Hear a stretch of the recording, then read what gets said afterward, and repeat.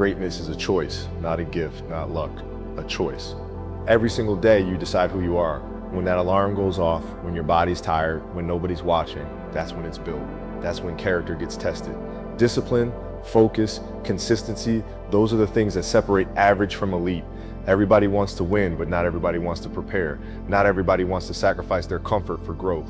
You can't cheat the grind, you can't fake work. The game knows, life knows. You gotta fall in love with the process. The lonely hours, the small details, the moments nobody sees, that's where the greatness hides. And when you fail, because you will, you study it, you adjust, you learn, you don't complain, you evolve, you take that pain and turn it into fuel. That's the difference, that's what defines you.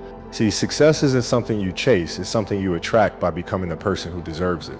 So every day you wake up with purpose, you put in the work, you stay locked in, even when it's hard, because that's what Mamba mentality means. It's not about basketball, it's about life.